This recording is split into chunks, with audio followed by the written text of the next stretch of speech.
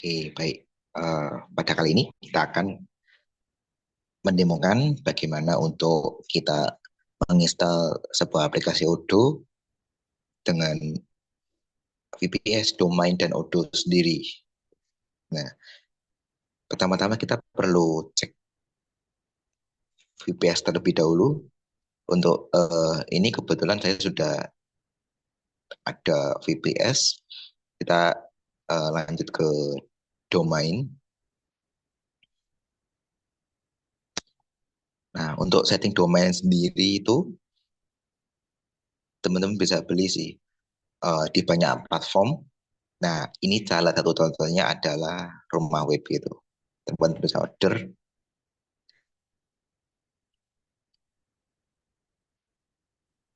Di sini saya desain untuk domain country.myid. Nah, untuk country.myid kita lihat bahwa dia sudah tidak tersedia karena kita sudah ada yang pakai gitu. Nah, ada country ID, count.com. Nah, ini tuh dibedakan dari seberapa eh, banyak extension di belakang itu dipakai gitu. Misalnya kita kalau kita .com atau .co.id itu kan wah ini dia lebih kredibel gitu. Makanya kenapa lebih mahal? Semakin murah, berarti semakin jarang dipakai domain ini. Nah, nanti di sini kita cuma perlu setting DNS server aja, name server aja. Kita poinnya itu nanti ada di Cloudflare di sini gitu. Nah, untuk Cloudflare sendiri kita bisa setting dengan seperti ini gitu. Kita bisa buat uh, country my ID dengan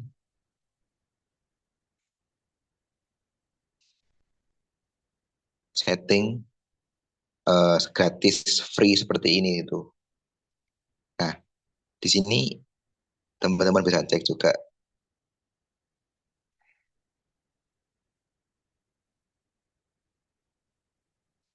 Nah, bahwa uh, Cloudflare ini adalah satu platform di mana bisa kita bisa bikin proxy di dalam server kita bisa lempar ke Cloudflare dulu, lalu kita bisa uh, baru ke domain kita gitu.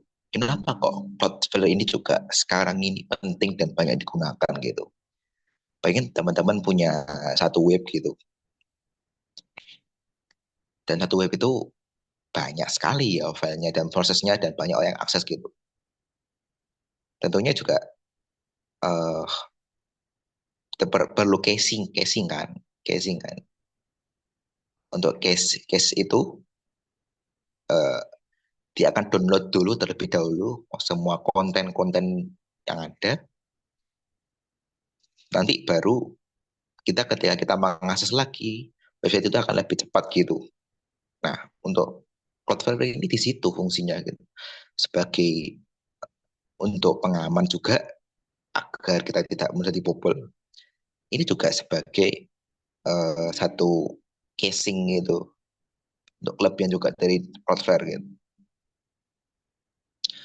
Nah, eh, 165 ini adalah IP server dengan status proxy tipenya A, IP, ada CNAME, kita bisa isi WW-nya, kita bisa isi domainnya, MX ini email, kita bisa setting mail server di sini, kita juga bisa setting TXT di sini.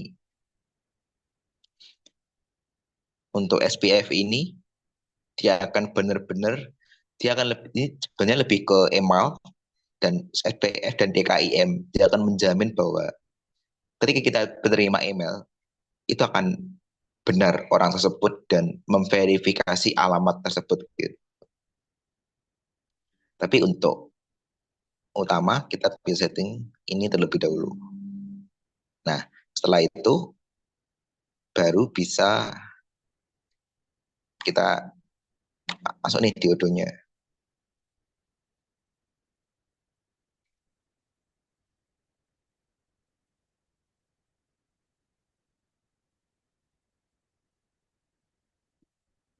Kita coba masuk di sini. Saya sudah masuk ke VPS. Kita cek dengan 2 GB RAM dan 2 core. Kita cek TC OS series dengan Ubuntu 24, Ubuntu terbaru ya. Dan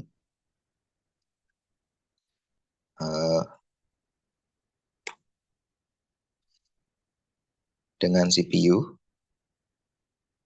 x86, x64 Intel.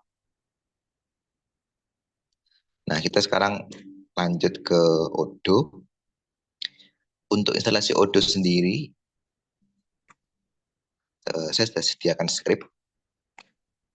Nah, di sini pada baris pertama kita perlu update dan upgrade dulu dan install berbagai dependensi gitu. Ini kita perlu update dulu, kita perlu perbarui dulu package di dalam server ini. Kita perlu install Python pip untuk jalanin Odoo. Kita perlu install database, kita perlu install WKHTML, lalu kita perlu buat user Odoo, user dari server ini gitu. Jadi Odoo, jadi database itu dia hanya bisa diakses oleh user Odoo. Kita bisa setting sampai ke level secure itu untuk database Postgre. Kita jangan lupa kita juga bikin log. Kita juga nanti clone dari GitHub. Jadi ini ada satu script lengkap gitu. Kita bisa setting Odoo dari benar-benar scratch dari awal sampai kita jalan. Lalu kita jangan lupa untuk buat VNV Python. Jadi kenapa kok VNV ini penting ya? VNV ini penting banget sih. Karena apa? Karena bayangin kita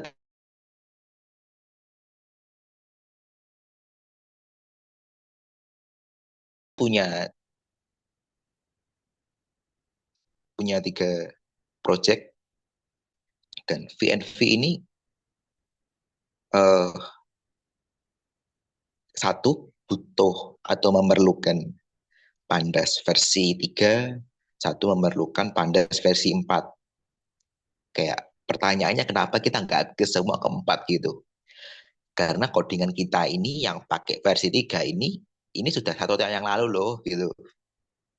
Jadi akan sangat rumit kalau kita pindahkan semua, kita menggunakan versi terbaru karena perubahan dari library ini sendiri juga belum tentu function yang sekarang kita pakai one day akan ada juga tersedia gitu. Tergantung dari si pengupdate atau pembuat library ini.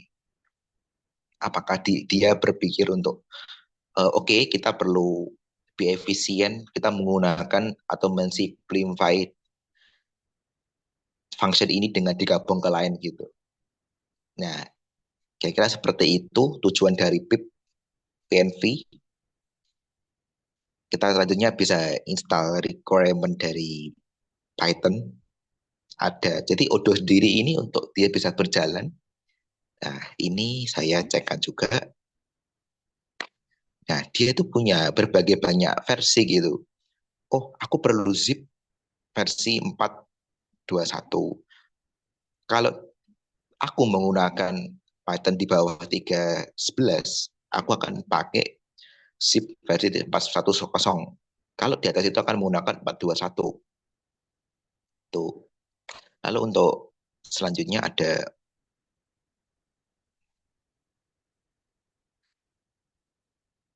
kita untuk perlu untuk buat konfigurasi conf ini, jadi sebenarnya kita tuh udah ada default gitu. Udah ada untuk ini settingnya berapa, settingnya apa gitu. Tapi conf ini kita akan mengubah value aslinya gitu. Kita akan mendefinisikan gitu. Oh, portnya tuh 8069 ya. DP hostnya tuh nanti false dan dia cuma bisa diakses by user aja gitu. Tapi kita nama DB usernya defaultnya Odo. Nah, setelah kita buat conf, kita buat service ini. Jadi bagaimana ketika ini berjalan, kita tidak perlu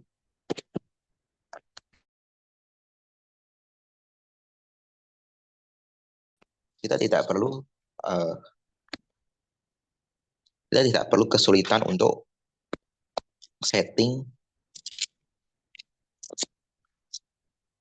untuk running di setiap saat gitu. Karena service ini dia akan berjalan di backend service gitu. Baik pada saat kita sudah keluar dari command prompt, command line dari Ubuntu, dia akan tetap jalan. Nah, setelah itu kita jangan lupa uh, kita setting Postgre-nya, kita buat setting permission. Ini settingnya apa, chmod ke folder. Ini ownernya siapa.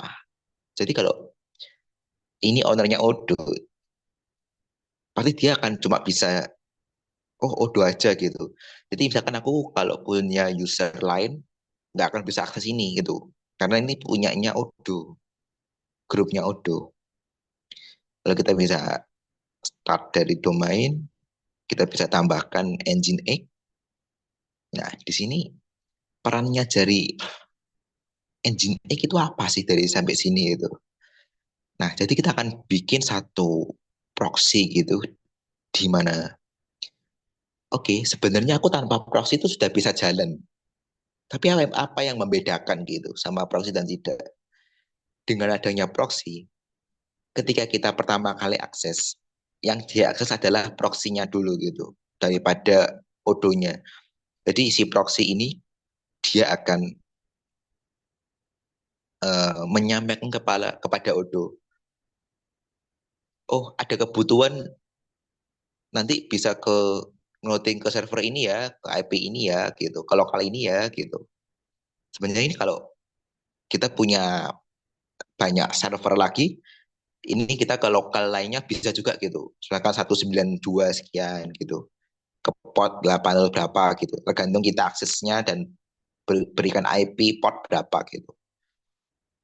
Nah, untuk runningnya sendiri sekarang kita cuma perlu jalani script ini sih. Dan termasuk, nah sekarang ini kita bisa cek status dia sudah running gitu. Termasuk nanti kita bisa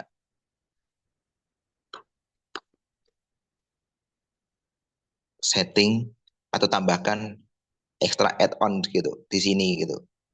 Kita hanya perlu definisikan add-on pad-nya nanti. Oh, saya ada add-on pad tambahan di sini gitu. Nanti kita perlu definisikan di odoconf. Sekiannya itu. Uh, jadi sekarang sudah bisa running. Kita perlu bebaskan dari cache yang bersih. Nah, udah bisa running. Kira-kira itu dari cara kerja, cara implementasinya, penginstalan Odoo. Semoga hal seperti ini dapat bermanfaat banget sih buat teman-teman gitu. Terima kasih sudah mendengarkan dan memberikan waktunya untuk uh, mau melihat video ini. Terima kasih.